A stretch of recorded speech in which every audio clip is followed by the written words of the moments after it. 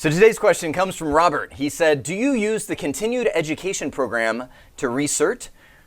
And I looked at that and I said, I don't know what that is. So I did what every engineer did and Googled it. And Cisco actually has a pretty fantastic continuing education program. So I want to talk about what that is. And then I want to talk about the mindset that I have, because it was asked of me personally, the mindset that I have around certification renewal. So first off, the continuing education program, let me jump to that. Just type it in Google, you'll land on this page. High level view, Cisco will recertify you if you have existing certifications just by attending classes. So if you scroll down a little bit on this page, they go through a whole bunch of things, when, where, how, et cetera, et cetera. This is the core right here. So here's what you need to do.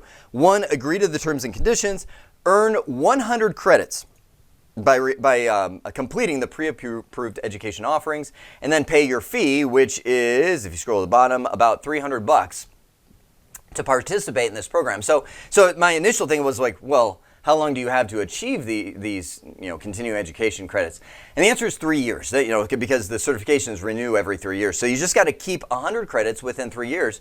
And I looked at this and I was like, because I kind of hesitated when I saw, okay, 10 credits, that's a lot. It feels like a lot that I'm gonna have to go to, until I actually dove a little bit deeper into the program itself. And I started looking at the catalog. So if you attend a full week class, for example, in a specialist certification, you could get 40 credits. And I'm like, oh, okay, that feels a little more realistic, because just attending all, and by the way, a lot of people go, oh, I can go to Cisco Live and get all these things. Well, yeah, but they cap you. They say you can get a maximum of 70 credits at Cisco Live, which is great, but you got to do a little bit beyond that. So big picture, let me come back and tell you my thoughts after understanding it a little more.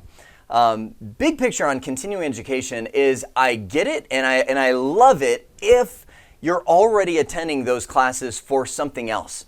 I'm a big believer in knowledge for knowledge's sake is worthless. Meaning, there's a lot of people that just sit there most of their day and just look at new postings and blogs and attend classes, and you call them the eternal student, somebody who's always learning but never really producing results, I guess is the best way I can say it. And so for that mindset, I'm like, I don't like that. I kind of resist the continuing education unless it's something that you're already doing anyway, which I hope is what Cisco is going after. So I would say it's not really for me, because a lot of times I don't if I attend something, it's because I'm really hungry about it and I want to learn it, and I'm not thinking, oh, what does this go to my continuing education program? Oh, you mean so I'm going to go learn something I would really hate because I just want anyway, that big picture mindset, and I know there's a lot more we can talk about that, but I want to keep this short. So let me talk about my recertification mindset in general.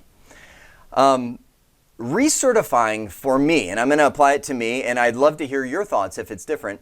It kind of faded away once I achieved the CCIE. Meaning, once you reach that peak level certification, maintaining all the other ones were kind of like, I don't really care.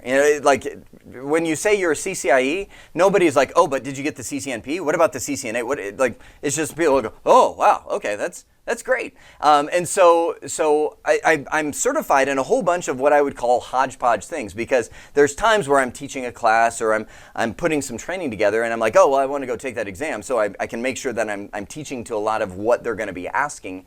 But that's about it. I don't really go through and maintain all the specifics of certifications. And I think that's true for most people that I know, is certifications, and I'll say education in general, get you to where you need to be.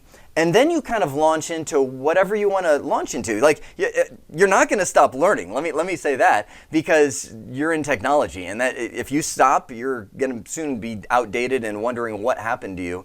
So you're always learning, but you start going after the things you're really interested in, or there's a project that I'm working on, I got to learn this technology, and it may or may not align with getting certified in that. So you use certifications to get you where you need to be. And then if you're going to recertify, like for instance, the only reason I recertify my CCIE is because, by golly, I think of all the blood, sweat, and tears I went through to get that, and I'm like, that one will not lapse, and that's it. I will never let that one go. But I told my wife, I said, I will be like, in the walker on a breathing machine being like, I need to recertify because it's not going to go. But outside of that, I'm kind of like, I've gotten to where I wanted to be based on the certifications. Now, let them go.